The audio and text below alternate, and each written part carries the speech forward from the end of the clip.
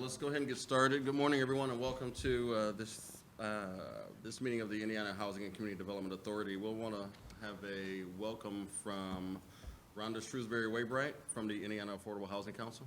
She's not here. No. She missed Sorry, us. she told me this morning she wasn't able to do it. Okay.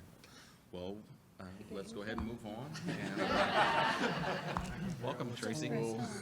Welcome, everyone, to the Marriott Downtown and this year's Affordable Housing Council. Thank you for being here today. And with that, I will ask, do we have quorum? Thank you very much.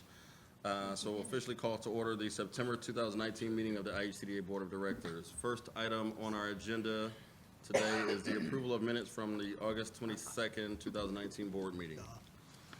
Move to approve. Second. Any questions, comments, input? Hearing none, all in favor of approving the minutes for the August 22nd, 2019 board meeting as submitted, please say aye. Aye. Any opposed? Motion carries. You may get through here pretty quickly. We'll welcome Peter Nelson to discuss a recommendation regarding bond volume 4% credits for Central Green Apartments. Good morning, Board. Good morning. Morning. I am here this morning to recommend Central Green Apartments. I do want to take a moment and recognize David Lyons, part of Mercy Housing Lakefront, part of the development team, is here in attendance today. So this project was the 7th application we received and reviewed as part of the 2019 bond round. Excuse me. It represents a total development cost of just over $25.5 million, requesting $19 million in bond volume, $970,819 in LIHTC annually for 10 years, creating 156 units of affordable housing. The initial application also included requests for a $500,000 Affordable Housing and Community Development Fund loan and $765,560 in a National Housing Trust Fund grant. So this project is from Mercy Housing Lakefront. As I mentioned, it is the new construction of 156 units. 35 of those units are going to be permanent supportive housing, so it is an integrated project. These 35 units are for people who have experienced chronic homelessness. It is on this, here in Indianapolis, on the Central State site, so a lot of development and services wrapped around in that area. So it's the old site of the Central State Hospital on the west side. Residents, all of the residents of the development will have access to on-site services. So there's going to be a partnership between Adult and Child Health, who really has some experience with the supportive housing services side, as well as Mercy Housing, to provide services to all of the residents. So that partnership is going to be there. So the area that this project is in has seen a lot of recent investment. So around that area is a charter school, new roads, infrastructure, single-family and multifamily housing, and it has very quick access to downtown and a lot of amenities around that area. I believe the Blue Line is going in potentially along Washington there in a few years, so some increased development and access to amenities there. So during the round, this project was reviewed using the 2020-2021 qualified allocation plan, and we were able to meet with the development team and let them present to our real estate and executive staffs on September 17th. So going over just some of the key performance indicators that we've been looking at, since it's getting closer toward the end of the year, we just wanted to give an overview of how many bond projects that we've approved, the number of units. As you can see, this is actually our first family new construction project of the year, but so far, not including this project, we have funded 2,010 units of affordable housing in Indiana just using the bond program. So that's a pretty good track record, I think. Just over everything, reviewing everything, meeting with the team, our staff is comfortable recommending the entire bond volume, tax credits, Development Fund and the Housing Trust Fund grant that I mentioned earlier. With that, I'm happy to take any questions on the project. Thank you, Peter. Any questions from the board? There's a quick question, Peter. The KPI are fantastic, and raise a question in terms of, can you refresh us, what about the bond volume and the 4%? Looks like lends itself to more high-density urban areas versus, perhaps getting some rural projects coming in. Sure. Just typically the costs of doing a bond project, there's a lot more legal counsel costs involved. That'll push the total number of units higher just to make the project work as far as financing goes. So the vast majority are going to have a higher number of unit counts, which lends itself to higher density markets. Thank you. Any other questions? Peter, please move forward with your resolution. Staff respectfully requests the board approve the following resolution. Resolved that the board approve awarding $19 million in bond volume, $970,819 in annual LIHTC, a $500,000 Affordable Housing and Community Development Fund loan, and a $765,560 National Housing Trust Fund grant to MHL1 Central Greens LP for Central Greens Apartments according to the terms of the 2019 AB application round as recommended by staff. You've heard the resolution. Any motion, please? I'll move. Second. Any questions? All in favor of approving as the resolution as submitted, say aye. Aye. Any opposed? Motion carries. Thank you, Peter. Thank you. We'll move forward and welcome Danny Miller to discuss a recommendation regarding the County of Allen Stellar Owner Occupied Rehabilitation Program. Thank you. Good morning. I'm Danny Miller. I'm a real estate production analyst for the northern region of Indiana. I'm here today to recommend funding for a community development block grant owner-occupied repair project for a 2018 Stellar Community designee. The Stellar Communities Designation Program was launched in 2011 as a multi-agency partnership designed to recognize Indiana's smaller communities that have identified comprehensive community and economic development projects and activities, as well as next steps and key partnerships. Through annual designation, the Stellar Communities Designation Program provides resources for transformative quality of place community improvements by utilizing previous planning efforts, leveraging existing assets, fostering regional investments, and stimulating continued growth for long-term relevance. Since 2010, over 60 communities have expressed interest in the program, and 35 strategic investment plans have been created. IHCDA has set aside $250,000 of community development block grant funds for each 2018 Stellar region to use for owner-occupied rehabilitation programs. The New Allen Alliance was designated as a Stellar region in 2018, and they identified owner-occupied repair as a priority in its strategic investment plan. The Board of Commissioners of the County of Allen is requesting the full $250,000 to assist 14 homeowners with owner-occupied repair projects, targeting households within the New Haven, Graybill, Harlan, Hoagland, Leo, Cedarville, and Monroeville and Woodburn neighborhoods of rural East Allen County. You can see those 7 neighborhoods in the map in your packet. The application was reviewed for completeness and threshold requirements, and the applicant was given a chance to respond to any questions that we had. They will prioritize households according to health and safety concerns, structural stabilization, aging in place, and energy efficiency. All beneficiaries that participate in the program will be income qualified at or below 80% of the area median income. The key performance indicators we have been tracking in relation to this CDBG funding request are listed in your packet. These are the total number of households assisted with the CDBG funds. Like I mentioned, we anticipate serving 14 households with this award. The total number of assisted households served containing targeted populations, including individuals with disabilities, families with children ages 6 and under, aging in place households, veterans, and single-parent households. And lastly, we also track the number of municipalities that have never received an owner-occupied repair fund from IHCDA or that have not received funds in the past 5 years. All 7 neighborhoods targeted with this award have never received these funds in the past. With that, I'd be happy to answer any questions the board may have. Thank you, Danny. Any questions from the board? How experienced is Bright Point with administering OOR?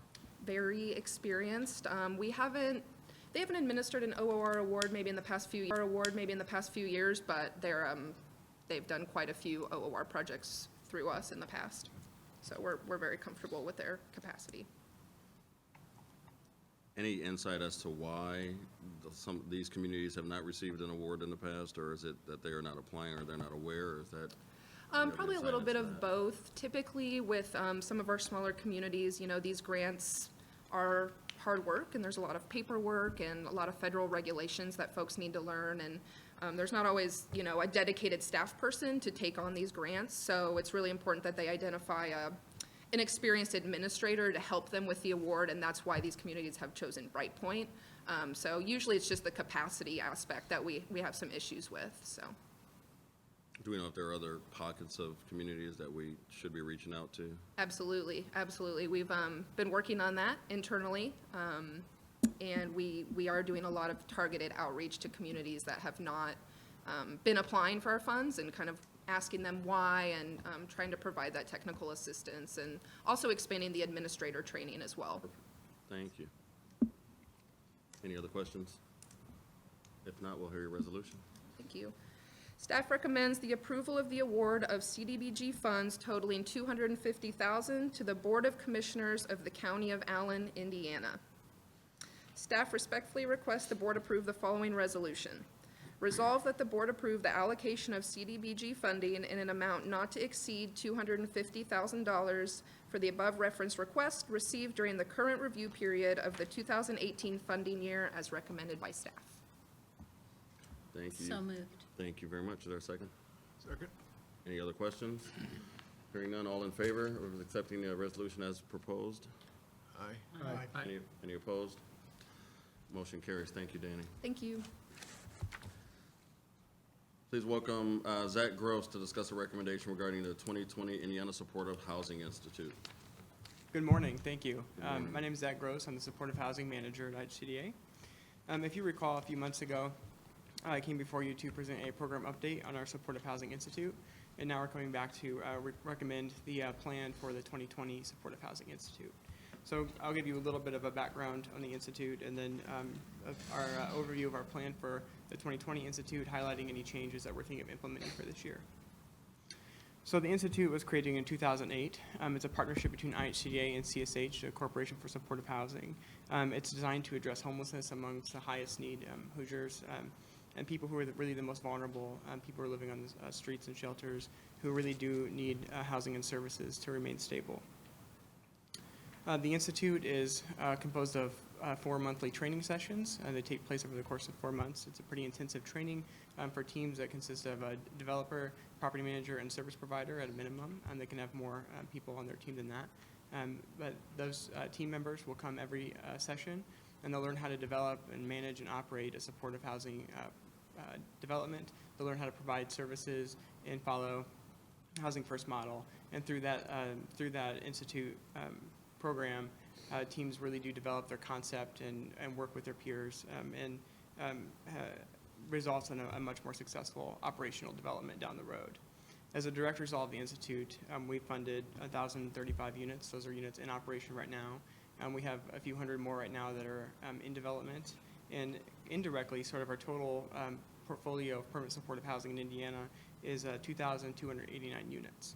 So a lot of those extra units have been created by Institute partners who have previously completed Institute and then go on to produce more housing using IHCD resources or other local resources to kind of further the impact and continue the work on their own. So we think that this training really is impactful, not only for the projects that come through the Institute and get developed, but also for kind of the overall landscape of permanent supportive housing in the state and increasing that number in that portfolio. So the IHCDA, in partnership with CSH, is proposing to conduct the 11th Institute in 2020. So if approved, we will request proposals from teams consisting of developer, property manager, and service provider to develop and manage supportive housing, to provide supportive services to residents, and to create operating and services plans that really ensure that property remains low barrier for the people entering and has a high focus on housing stability for the residents. So kind of a high-level summary of the 2020 Institute and sort of the changes we're thinking. So we would like to select a total of 6 teams in 2020. That's a pretty typical number. It's what we have seen for the last year, and the year before, I believe we had 7 teams. So the teams will be eligible under 2 categories. We'll have 100% supportive housing developments for all the units in a development will be permanent supportive housing, and those would be funded through the rental housing tax credit program. The change here is for next year, we would like to require that at least one organization on that team be a new partner who has not previously completed an institute before. And this is a way to kind of get back to the roots of capacity building for the institute and not make it a roadblock to funding for partners, but a way to build capacity of new partners to develop new supportive housing and kind of keep increasing that impact and expanding our portfolio. The other category would be either integrated or 100% supportive housing funded through the home program. So these programs, developments would be smaller in size, much better for smaller communities especially, and we've done these for the past few years and really like working with these developments as well, and it's a little bit different than the rental housing tax credit developments. And the change here would be to be eligible under this category for this year would require that the developer owner entity certify with IHCDA as a community housing development organization, a CHODO, under the home program. So development teams would also be able to access some additional capital resources through IHCDA, and those are the same resources that we have always targeted towards the Institute, Housing Trust Fund and access to Community Development Fund. So teams selected through the Institute would be selected by a review committee with IHCDA and CSH staff. The one other major change for this year is having a geographic preference for the development location. So in previous years, we've used need as a need for supportive housing and overall homelessness numbers using the point-in-time count and other data sources as a selection criteria. But we wanted to further refine that and say we know there's need everywhere in the state, nowhere has their need fully met, but what are the areas that have the highest need and how do we kind of target and prioritize getting supportive housing in those areas. And so using IHCDA data sources, we estimated the overall need for supportive housing based on the COC regional geography and divided it up based on 3 tiers. So tier 1 would be the regions that have the highest need for supportive housing, and tier 2 medium, and tier 3 would be the lowest need for supportive housing. So in the table and the memo, you can see those regions and the corresponding counties that would be eligible under those areas. So all else being equal, we would accept an applicant in tier 1 over tier 2 or 3, but that will not be the sole selection criteria. If there's a very strong application for tier 2 or 3, it would not be accepted over a overall weaker application in tier 1. So I think that's it. So we're recommending the approval of the 2020 Indiana Supportive Housing Institute Plan, and I will take any questions. Thank you very much, Zach. Any questions from the board? Maybe a little bit more on the tiering.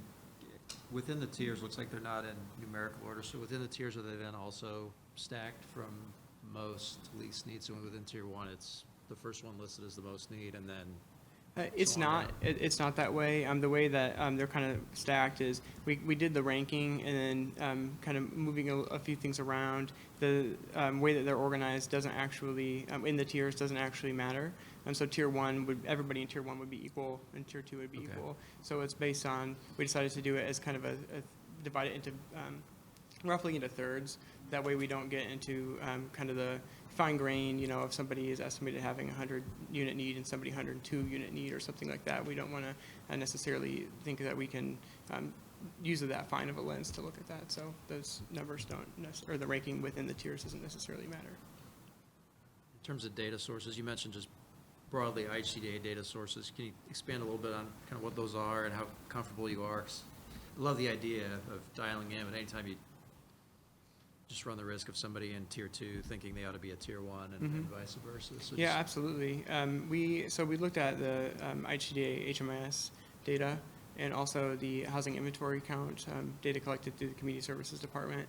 And those data sources really offer a lot of value, so we can see how many people overall were kind of in the system or were experiencing homelessness on the point in time. We can look at it on a single night, and then through the HMIS, we can look at total years worth of data and match it up with how many existing units, so we know exactly how many units of any kind of program type are in each region. And so looking at that, we'd estimated based on, we used some calculations, so I won't go into all the detail on those, but essentially looking at the overall population using HMIS data and estimating the need or the additional population, for those programs that are not using HMIS, and then looking at that number compared to the overall number of units that are already in operation in that region. And the gap there would be the need for supportive housing. Thank you. The type of support needed is not detailed in any way as far as what the support focus is between the different tiers or anything like that. It's just general supportive services. Is that Yes. fair? Yes. Okay. Any other questions from the board? We'll hear your resolution. Thank you. Staff respectfully requests the board approve the following resolution. Resolved that the board approve the 2020 Indiana Supportive Housing Institute. So moved. Is there a second? Second. Probably moved in second. All in favor of accepting the resolution as submitted? Aye. Any opposed? Motion carries. Thank you, Zach. Thank you. Please welcome Jeff Zongalowicz to discuss a recommendation regarding the Housing Choice Voucher Annual Plan and 5-year Plan submission. Good morning, Board. I'm here today to provide a general program update and then also request approval for the annual plan and 5-year plan for the Housing Choice Voucher Program. I'll begin by giving a brief kind of program update on what we've been doing over the last year and where we stand on on our metrics that we presented on last year. So a brief program update. As the State Housing and Finance Authority, IHCDA is responsible for covering all areas of the state with our voucher program that are not covered by a local public housing authority. So in this role, our jurisdiction covers all or part of 83 counties in the state. We have partnered with a network of 16 community action programs and local public housing authorities to provide coverage for all 83 counties that our jurisdiction covers. This year, HUD provided us an annual budget authority of just over $28 million, and we have been able to serve about 5,100 households per month with that budget authority. And we're on pace to spend 99.6% of our budget authority this year. Within the HCV program, IHCDA also receives special funding from HUD to serve veterans experiencing homelessness and non-elderly persons with disabilities. In 2019, these targeted vouchers have contributed to stable housing for 226 formerly homeless veterans and provided opportunities for independent living for 254 non-elderly disabled persons. And these numbers I'm referencing are also in, I believe, Exhibit E of the board memo. In addition to the targeted funding IHCDA receives from HUD, we also set aside a portion of our vouchers to serve chronically homeless households through our project basing of vouchers. In coordination with IHCDA capital funding sources and the Indiana Permanent Supportive Housing, we have set aside 598 vouchers to contribute to the creation of high-quality permanent supportive housing for chronically homeless households. In May of this year, IHCDA received notification from HUD that the HCV program received a 93% management assessment score for the 2018 program year. This score provides us with a high performer designation, and that designation is important to allow us to be competitive for future funding applications for the HCV program, including those special funding opportunities for veterans and non-elderly disabled individuals. At this time, I'll take any questions about just annual program update stuff, and then I'll get into the 5-year plan. Thank you, Jeff. Questions? One comment, I mean, kudos on the high performing. Thanks. I assume on the competitive nature of it, that's a pretty big designation to get. So. Yeah, it's very important for us to be able to be competitive for funding. All right. Then I will get into the 5-year plan. So as part of the 5-year plan, we have to provide an update on the progress made and the objectives that were listed in the 2015 to 2019 5-year plan. So in the 2015 five-year plan, we identified 9 objectives. I'm just going to highlight a few of those. The rest of them are listed in the exhibit. So one of the objectives was to contribute to, or to expand our VASH program, which is the program that serves chronically homeless veterans. Since 2015, we have successfully applied for and received 251 additional VASH vouchers, which exceeded, I think, what the expectation was in 2015 when we set that as an objective. Additionally, in 2015, we set an objective to commit an additional 250 vouchers to permanent supportive housing by project-based vouchers. Since 2015, we have committed 399 project-based vouchers, so we exceed that by about 150 vouchers. And then, so in this five-year plan that I'm presenting today, asking for approval for today, we identified 4 main objectives: to promote family self-sufficiency and chronic homelessness, promote independent living, and preserve affordability. Strategies and details on those 4 objectives can be found in the board memo exhibit. In addition to the 5-year plan, I'm also requesting approval for the annual plan administrative plan, which outlines the regulations and procedures that the HCV program follows. The admin plan is updated each year to comply with updated HUD regulations and better align the admin plan with changing IHCDA objectives and missions. So I would like to highlight one major change that we're making to the admin plan this year, which is the preference system for the HCV wait list. And this is in Exhibit A of the board memo. So beginning in 2020, IHCDA will provide a 50-point preference for youth exiting foster care and also families whose main barrier to keeping their children is stable housing. This will allow us to be competitive for the Foster Youth Initiative funding, which we plan on applying for later this year, and this will be in partnership with DCS. Another preference change this year is we have changed the homelessness preference to a limited preference for 100 referrals from coordinated entry. This will help us to ensure that we are using the HCV program to target the most vulnerable chronically homeless individuals, and also further collaboration between HCV and the coordinated entry system. Additionally, we're also creating a 50 referral limited preference for moving on. So that would be for COC awardees who have households who are ready to move on from supportive housing. That will help to increase the inventory of available permanent supportive housing units and contribute to our goal of ending chronic homelessness. So with that, I'll take any questions. Thank you, Jeff. Any questions? Hearing none, we'll hear your resolution. Staff respectfully requests the board approve the following resolution. Resolved that the board approve the 2020 HCV annual plan and 5-year plan as recommended by staff. I'll make a motion. Second. All in favor? Aye. Any opposed? Thank you. Your motion carries, Jeff. Please welcome Kristen Garvey to discuss recommendations for the fiscal year 2019 balance of state continuum of care allocations and methodology. All right, good morning. Good morning. Thank you very much for the opportunity for me to come here and ask for approval of the 2019 balance of state continuum of care allocations and methodology. Just to give you a little background, the continuum of care, or COC, funding for permanent supportive housing and rapid rehousing projects is awarded through a competitive funding process by the U.S. Department of Housing and Urban Development.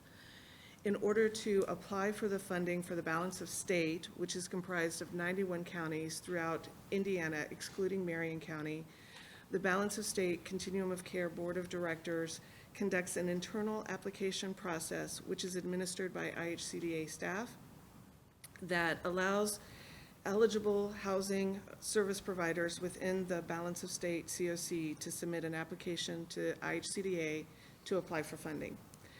Through the internal process, the applicants are scored and ranked. Afterwards, IHCDA submits a formal application to HUD. HUD will make the final decision on whether an entity will receive funding and the amount of funding each entity will receive. The Indiana Balance of State COC Board designated IHCDA as the collaborative applicant, which means IHCDA is eligible to apply for the COC planning funds on behalf of the Balance of State Board. A letter from the Indiana Balance of State COC Board summarizing its participation in the notice of funding availability for the COC funding and the internal application process is provided for you in Exhibit A. In April of 2019, HUD opened the registration for the fiscal year 2019 NOFA for COC funding. Current project funding recipients were required to submit documentation for review during the internal renewal competition by April 30th, 2019. On July 3rd, 2019, HUD released the final 2019 NOFA for COC funding, and timelines were developed by the COC board. And both renewal and new project applications were due on August 16th, 2019. The final project ranking was recommended by the Funding and Resource Committee on September 10th, 2019 for approval by the Indiana Balance of State Continuum of Care Board of Directors on September 13th, 2019. The Balance of State COC portfolio of potential awards consists of both renewal applications and new and/or expansion applications. That consists of permanent supportive housing, COC rapid rehousing, HMIS, coordinated entry, and some specific domestic violence projects. The amount of the 2019 funding being requested by IHCDA is summarized in the Table A. There were 66 renewal applications, 6 new applications, 2 applications for HMIS funding, 2 for coordinated entry, 3 for domestic violence renewal funding, and 1 for the planning grant, which totals the amount of $19,220,187. A full list that includes the applicants being proposed for funding is provided in Exhibit B for you. For key performance indicators, organizations that receive COC funding are evaluated on several key performance indicators that are reviewed and scored annually during the internal review competition. These KPIs include but are not limited to the following: adherence to Housing First principles, HMIS data quality, coordinated entry participation, exits to permanent housing, increases in housing total and earned income, utilization rate and expenditure of COC grant funds, and the number of individuals served, as well as the project's cost effectiveness. So the staff is recommending 2 things today: that the board approve the use of the current methodology for scoring and ranking that was created by the staff and the COC board, and the staff recommends that the board approve the allocation of the grant funds in the aggregate amount that was mentioned previously. So I'll stop there and take any questions that you might have. Thank you, Kristen. Any questions? The shortfall that is on there for 495,000, where does that come from? That is because the DV bonus funding, we had 2 projects that were requesting specific DV bonus funding, and that either comes out of the regular COC funding or a special pot of money. So we had to show it in that way so that we could account for the DV funding. Chrissy, it's amazing that you've been able to go through, nearly 80 applications and tier them and score them. And I'm used to getting like 5 or 6 in response to an application or an RFI or something like that. Can you maybe just real briefly, like a little bit about the process of how do you even start when you've got 78 or 80 to score those and tier those in a way that's, fair to everyone and meets expectations? We went through a process, and I am new this year to this, but I am very pleased with the fact that we had a dedicated team to do that. We also had volunteers from the board even though you see 88, each one was reviewing maybe 7 to 9 applications. And then we had a committee that reviewed them on an ongoing basis weekly, looking at them, and then the recommendations were submitted to the Funding and Resource Committee to make the final recommendation to the board. At a certain point during the process, we also provided feedback to the recipients on their score and gave them an opportunity to provide additional documentation, or if they questioned that score, and provide that back to us so that we could review. Fantastic. Thank you. Thank you, Mark. Any other questions? Sure. Could you help me understand Exhibit B? So grant agency and organization name, you distinguish those for me? For example, Better Way Services, but then there's a blank for the organization name. Yes, so some of the applications that come in are direct funded from HUD, and some are subrecipients of IHCDA. So IHCDA is the grant recipient for those. So in order to keep them separate, or so that we can coordinate all of this, we designated that so that we could see, because if you look down the list, some agencies receive both direct funding and funding from IHCDA. And then in the column to the far right, there's on ours, there's a highlighted green, a highlighted yellow. The first highlighted green's 187,000 for housing opportunities, and there's a highlight Yes. at 108. Explain to me why those are highlighted. Those are highlighted because those are reconciliation marks. So as we were reconciling the figures, we included those. So that's more of an administrative side of things. So, for example, rank number 8 is housing opportunities. Explain to me what that is. That seems like a generic name to me. That's the organization's name, is Housing or Opportunities. Could we in the future, when we do this column, show the municipalities or counties that these groups are from? That would Yes. be very helpful. Yes. Is it possible for you to send that to us? Yes, I can do that as well. Good. There is a column called of the region, and I can provide a map that corresponds to the region. Yeah, I mean, some I know, some I don't know. That's why I didn't know housing opportunities was, you know, a name. Seems pretty generic. Yeah. Thank you, Mike. Other questions? If not, we'll hear your resolution, Krista. All right. Do you want to do them separately, or? Let's do them separately. Okay. Staff respectfully requests that the board pass the following resolution.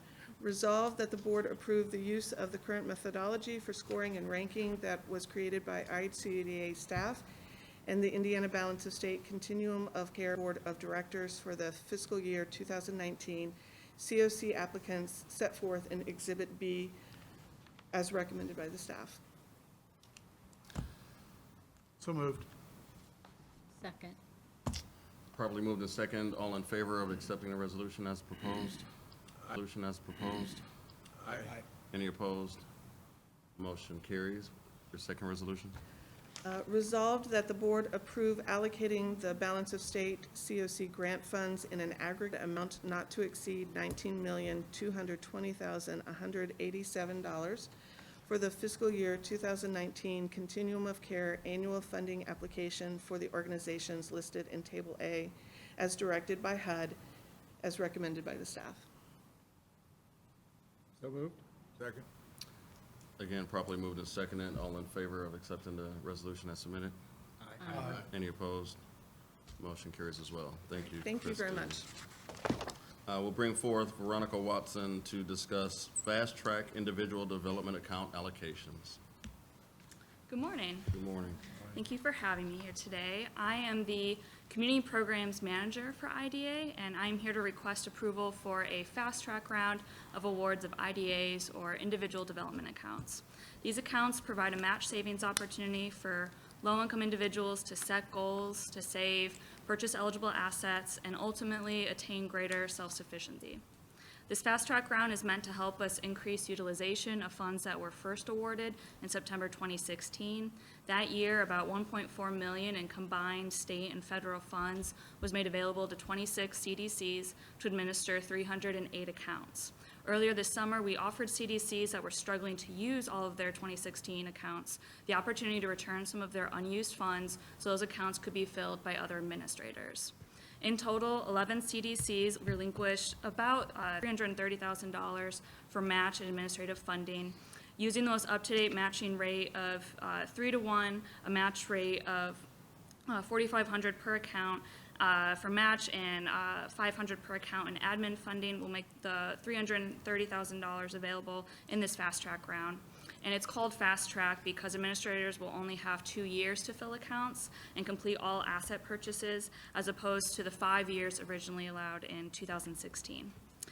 We released the program application in August of this year for 3 weeks. All applications were reviewed based on previous experience with the IDA program and/or related programs, the ability to serve limited English populations, how many counties they serve, established community partnerships, their plans for fulfilling the program's educational requirements, and how IDA fits with the organization's mission.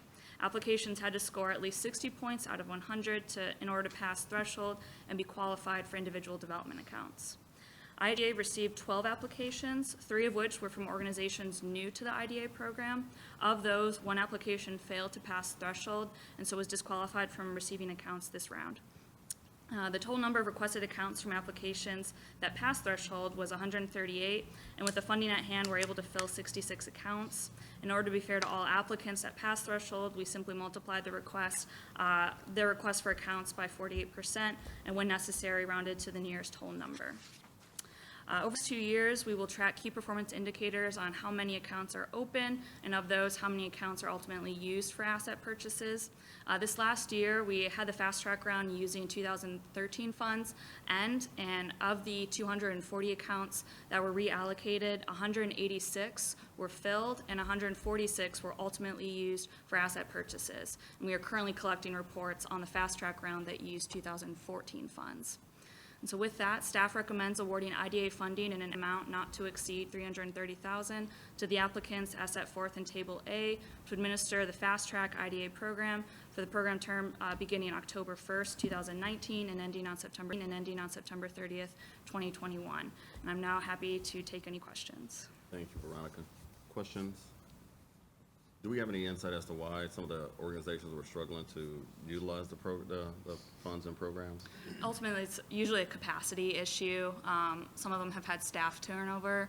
A few have actually decided to phase out the IDA program because it no longer fits with either what they're able to do or looking to do in their communities, and so they just weren't using those accounts, and we decided to take those back. Building on that question, do you anticipate like having a point where you look at the accounts midway through and do any kind of recapture if there's accounts not being allocated, so you have another chance to kind of redeploy funds for a super fast track, especially with 3 new agencies? For these funds, no, because the state statute has a limit on how much funding can be provided in match per year. So participants have to be in IDA for more than a year, and so that's why we're structuring this to be a 2-year program. And whatever they're allocated, we will encourage them to use. So anything left at the end of this is just gone? Yeah. Yes, the federal funds will have to be returned to OCS. Any other questions? We'll hear your resolution. All right, staff respectfully request the board approve the following resolution. Resolved that the board approve awarding the 11 applicants as set forth in Table A, IDA funding in an aggregate amount not to exceed $330,000 to be used to administer the Fast Track IDA program as recommended by staff. We've heard the resolution. Is there a motion? So moved. Second. All in favor of accepting the resolution as submitted? Aye. Any opposed? Motion carries. Thank you, Veronica. Thank you. We'll welcome Kylene Welling to provide an update regarding the Year 2 strategic plan. Good morning, Board. Good morning.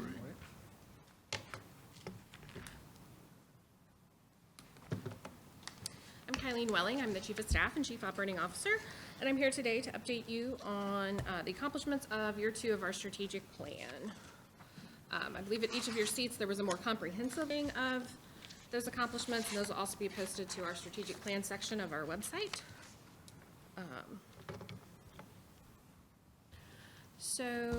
Our current strategic plan was developed in the early part of 2017. It was presented to this board in June of that year and approved and adopted by the board for the agency. And work began on that effective July 1st, 2017. So that's when it was rolled out to staff. Through that process, we set the following 4 strategic priorities: to pursue innovation in all programs and services, to provide thought leadership, to emphasize continued quality of our service, and to continuously improve program management practices and partnership building. Under each of those 4 bullet points, we came up with some subcategories as well to kind of give a little more direction to the overall plan. Our current status, as of July 1st, we had completed 2 years of the timeframe covered by the plan. Today, I'm just going to highlight a few in the presentation and take any questions that you might have about those or anything else that was in the packet. What's next for us? We're about halfway through the life cycle of this plan. So we plan to begin engaging with a facilitator towards the middle or second half of 2020 next year to look at what's the next iteration of this. Our plan for the next 4 to 5 year period will build on accomplishments of this plan and focus a little bit more on outputs, outcomes, and key performance indicators of those particular initiatives. Our priority number 1 is to pursue innovation in all programs and services. One of our sub-priorities under that is to continue to be responsive to changing trends and best practices. One good example of this during the year that we're reviewing, our energy assistance program was hearing a lot of input from our partners in the field. Energy assistance is administered by a local network of providers across the state, and that they were seeing an increased number of their clients that needed additional crisis benefits to keep their utilities from being disconnected, and that they were also seeing an increased number of clients that had need for emergency repair or replacement of their primary heating unit in their home. So our staff researched program regulations, reached out to several other states to see kind of how they might have structured programs like that, and we were able to roll out a new line item in our budget and a program around furnace repair and replacement. And we're able to go ahead and just make an allocation of that to each regional partner that they could expend as they encountered those clients who needed that additional help. We were able to increase our budget line item for crisis benefits. Those are for our clients that are specifically have already received a disconnect notice from their utility provider. And we were able to allocate more dollars towards those per client in need of that. This year, we also heard of additional need in the summer program. The Energy Assistance Program, each state is designated by HHS heating or cooling state based on its typical climate. Indiana is considered a heating state, so typically we would not prioritize saving dollars for the summer period, but this year we heard some concern that there would be potentially some clients that would be back into a crisis situation by summer and facing disconnect notice. So we were able to redeploy some funds to a summer crisis program for clients that had a vulnerable household member. That would include children 5 and under, the elderly, or those that have a medical condition where they require electricity, either to maybe refrigerate medications or to run some kind of medical device. So that was, crisis funds were allocated for that, and also additional funds were available for each of our local service providers to assist with the purchase of portable or window air conditioning units for those that had a health reason that led to that. So. Overall, our energy assistance program, we serve about 110,000 households every year. Move on to the next. Priority 2, provide thought leadership. One of our sub-priorities, convene and engage in discussion around housing, homelessness, placemaking, and other related issues. A great partnership we had last year was to celebrate the 50th anniversary of the signing of the Fair Housing Act. To bring light to that, we partnered with HUD to deliver some fair housing trainings across the state, partnered with the Civil Rights Commission on a public service announcement that was distributed statewide, featured some articles in our IHCDA magazine highlighting that anniversary and the importance of that legislation. And also in our Creating Places program, we worked with King Park on their Kennedy King Memorial Initiative to establish a public art installation at a local park here in Indianapolis to recognize the historic speech that Robert Kennedy gave in the aftermath of Martin Luther King Jr.'s assassination. And that's here, not too far from downtown. Priority 3, emphasize continued quality of service. Sub-priority that clients and partners have a high-quality experience. Our home ownership department offers their products through a network of participating lenders throughout the state. Traditionally, they had scheduled webinars, but they were at a particular time, and you had to show up at the right time and log in, and we had staff people that would go and sit and conduct these training webinars. So they decided to make those more on demand, so they recorded those and placed them on YouTube, so they're accessible all the time. So not only can our lenders take the training initially, but they can always go back to it and refer to anything that they want to get updated on. Also, by placing them on YouTube, anyone that stumbles upon those videos who's maybe a home buyer, not an actual participating lender, YouTube offers for an opportunity for those folks to be redirected to our actual website to get more information about our products. It's increased staff efficiency. We no longer have staff conducting those webinars weekly. We're able to very quickly update those videos if new policies or procedures come out or new updates are made to our software that they need to be aware of. And again, always easy to advertise the availabilities for participating lenders. Our staff were able to add that to their email signature, and we've also been able to push that out via our social media group with our marketing and communications team. Priority 4, to continuously improve program management and partnership building.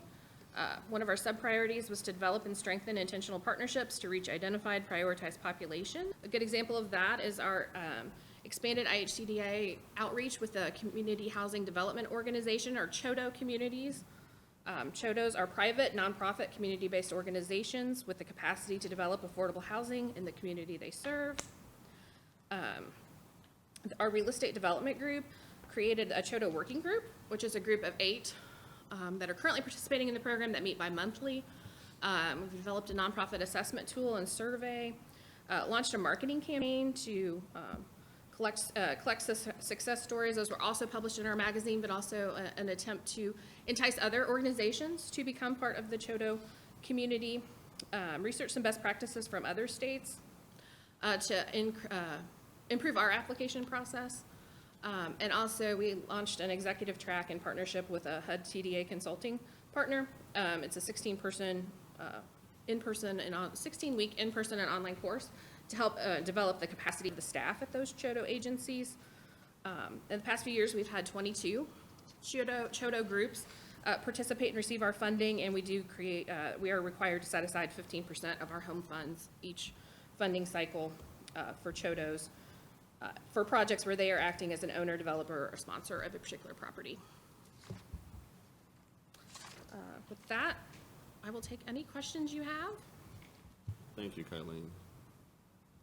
Questions from the board? What's the difference between partnership building and thought leadership? It's a great question. I think thought leadership, the notion is really more around creating data, one-pagers, providing information to groups that may request it or groups that may have need for it. For instance, legislature, occasionally we're asked to provide data or information or particular topics such as homelessness or housing inventory, where are there needs for those things. Partnership building would be really more of a direct outreach by staff and trying to either cultivate a relationship with a group we've not historically been able to partner with, or seeking out new groups where we see new and emerging trends where we could partner with new folks to bring more capacity to our programs. As a volunteer, when I serve on boards, it's always helpful to have at the bottom of the page of the agenda in bullet those 5 or 4 or 3 objectives you've written down. They look, other than thought leadership has no meaning to me. That's why I asked the question. So I think if we adopt them, it would be nice to have those on this front page in front of us at each meeting, so that those are indeed staff's goals, agency's goals, and ultimately we're responsible, then we see those and know when we're weighing something to vote on it, is it meeting one of those goals? So I would refine thought leadership, as you can probably tell, but you can do, I would still put a motion to advance this, but this is only, all plans are dynamic by their nature, so I'm not, but it sounds like it was gaining information and giving it to empower them. So that might be easier for someone to understand than thought leadership, but I would move we approve it. I would ask that staff get some consideration. If those are our goals, they'd be right there. It don't have to be this whole context. You can abbreviate them, but it keeps us moving in the direction of those goals, because goals are important. So, Thank you. That's great Any other feedback. feedback? and so that's a motion to adopt. Well, you haven't read the resolution yet, have you? Yeah, I don't think we need an actual adoption. We're just looking at getting an update. Okay. The plan was adopted in 17, and so we're just getting an update. So as we get prepared for the next phase of it, we'll So start my looking at. comments will go towards the We'll- next phase of it. yes. I see in here, though, that they're going to have a facilitator and begin looking at, so that's where I was going with the comments, Absolutely. Tracy. We'll even make though sure you're there, Mike. It seems a little southern, but Well, and look early next year for us to engage further with you around, you would like to be involved in that process as well. We were lucky to steal Mark Woolner the last time we did this to help us go do some regional meetings and facilitate. And there was some board outreach from our facilitation partner at that time, but would definitely like to hear more from you about how you'd like to be involved in that. To that point, though, keeping these four themes in front and center, as Jake said, would be much more valuable as we continue to remember that we're focusing back on these areas that we're wanting to prioritize and make sure we're delivering on. Commend the staff for the last 2 years. It was when this plan first got put in place. I know Jake and I sat down and had a number of meetings to understand the dynamic approach to how they wanted to make sure the staff was engaged across the agency with coming up with their individual action items and achieving them individually and as their internal groups through the different operations activities that they go on. And we had a lot of questions and didn't understand it. It had been a kind of a different from how we've done some of our other strategic plans. But so far, it looks like things have been going very well. So appreciate you guys doing that and commend you for taking that risk there. So thank you. You have something else to say, Mark? You good? Any other questions for Kylene? Thank you very much for the update. We'll now hear a executive director update from Jacob. Okay, just thank the staff for really participating and helping have another successful Indiana Housing Conference. That's the reason why we're here. It's a 2.5, well, it's actually a day and a half event in partnership with the Indiana Affordable Housing Council. And this morning was kind of our official kickoff, and the board meeting kind of aligns at the same time as the conference. So that's great. It's perfect timing. So just thank the team for making sure and working hard over the last several months to pull this off. So this is a big undertaking at a conference this size. So thanks everyone for that. Tomorrow is the awards luncheon with the Lieutenant Governor, and all board members are welcome to attend if you'd like to attend tomorrow. We'll be happy to make sure that you're here and be part of the luncheon. So that will be tomorrow. And then in October, I'll share with you the awards that were presented. If you're not able to attend, I'll make sure you're aware of the communities or the properties that received an award. So on that. As you know, we've had put forth initiatives to address some of the challenges related to workforce housing across our state. The first one was a modular housing initiative that the board approved last month with Affordable Housing Corporation of Marion and La Casa, which is based in Goshen. On last week in Elkhart, where La Casa is starting their modular housing program initiative, we had an event up there, and it was widely successful and received a lot of attention throughout the community and out throughout the region related to their workforce housing modular program that they're launching up there. So I had an opportunity to attend that, and it was very successful, just ready now to kind of start moving some dirt and getting started and getting those homes starting to be built. Next Friday, I'll also be going up to Elkhart again to walk through a couple of the manufacturer facilities where the homes are being built. And so I'm looking forward to being part of that event as well. So, related to the workforce housing initiatives that we have, the second one that we've worked really hard with, and again, compliment the team and also Matt Rayburn for pulling together our Anchor Employer Demonstration Program. That is where IHCDA had budgeted $4 million to partner with an anchor employer to invest into creating housing that spans a variety of different income levels. Just like employers have a pay scales at different income levels, this housing is designed to support those different pay scales with our employers. So we issued the RFQ, and we had 4 responses, which is perfect for us because that way we don't have to deny anyone, and everyone, all 4 employers passed the requirements that we set forth. So we're really excited today to announce that we'll be partnering with Zimmer Biomet in Warsaw, French Lick Resort, Impact CNC in Columbia City, and IU Health in Indianapolis. Those 4 employers will work with IHCDA on developing an investment strategy for their communities to develop workforce housing. We've also partnered with Thomas P. Miller to help with the facilitation and working with these employers to ensure that we are not only developing housing, investing in the housing, but also thinking about workforce development as well. And then also trying to create some really innovative thought and thought leadership around how we do this. And so in November, on November 13th and 14th, we will be having a kickoff meeting for these employers and with Thomas P. Miller to help facilitate that conversation to really get into the weeds and develop a strategic investment strategy. They already have some concepts and some ideas, but these 4 employers will be sharing those amongst each other.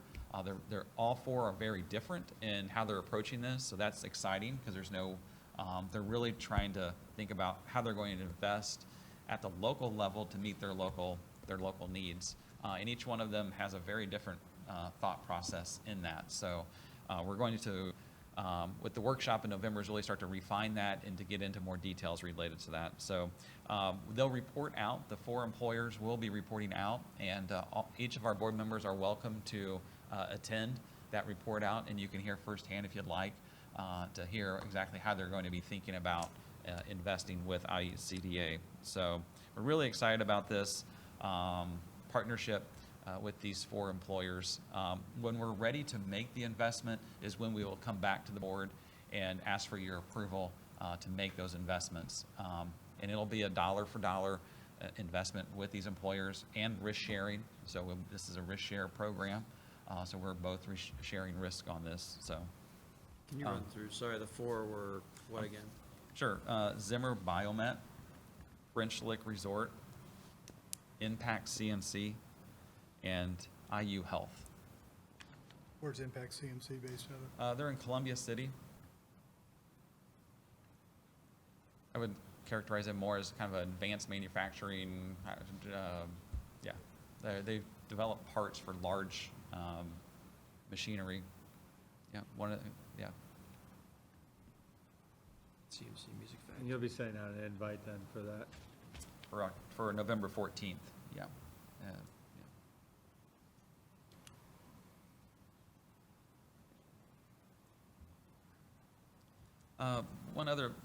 Couple other things here. A couple weeks ago, Matt and I had the opportunity to meet with HUD officials to have a better understanding on HUD's initiative for Rental Assistance Demonstration Program.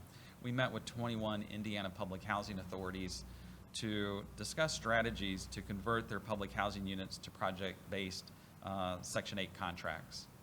Basically is what that is. And so it's a moving from one platform to a different platform. And why that is important is that it attracts private capital. And that can be done either through our multifamily bonds and our 4% credits or potentially 9% credits. And so we met with 21 of the Indiana's public housing authorities to kick off the meeting. HUD Secretary Ben Carson was there, and he helped us start that meeting and opened it up for thoughts and ideas on what a role for a state and finance agency would be in trying to continue to support helping these PHAs move to this new platform and to attract that private capital to substantially rehab their units and preserve those affordable units. So I know Matt and I were just really proud to be part of that discussion and to continue to think about, you know, what is IHCDA's role? And I think that kind of gets to this thought leadership idea of how do we continue to think creatively and of our financial instruments that we have at IHCDA, and how can we put that forward to support preserving these units. So we have some ideas that we will probably be sharing with the board here over this, probably in the first quarter of 2020, to think through a new role for IHCDA in terms of supporting some of our local PHAs as they go to preserve these properties. Anyway, so that's a meeting that Matt and I had a couple weeks ago. I want to give the board also a heads up. Kylene is going to be reaching out to each of you to complete your ethics biennial training. You'll be receiving an email from her with the instructions on how to complete that ethics training coming your way. It'll be on the OIG's website. And then after you complete the training, just real quick, after you complete the training, make sure that you print off the certificate, because the website is not tracking your completion. So the only way we can have to be able to actually track it is to actually get your certificate. So you'll get more information on this. I just want to give you a heads up. Kylene will be sending each of you an email on the process and instructions on how to complete your biennial training, ethics training. It's very important that get completed, so please be attentive to responding and getting that done. Yep. October 24th is our next board meeting, and it will be at 30 South Meridian at IHCA's office. So it'll be at 10 a.m. Eastern time. So happy to have any questions or anything for me, but that's kind of my update, Chairman, for September. Thank you, Jacob. Questions, comments, thoughts, concerns? Any new business? Hearing none, I will entertain a motion to adjourn. So moved? Second. All in favor, say aye. Aye. Any opposed? Motion carries, meeting adjourned. Thank you all for participating today. Thank you.